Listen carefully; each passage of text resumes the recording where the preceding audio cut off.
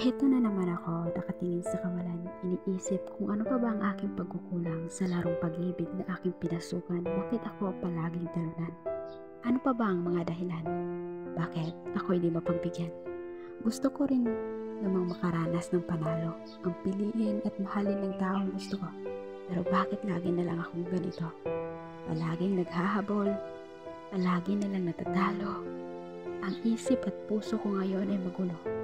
Hindi magkasundo, palaging nagtatalo. Ang isip ko'y gusto ka ng kalimutan, subalit ang puso ko'y tinatawag ang iyong pangalan.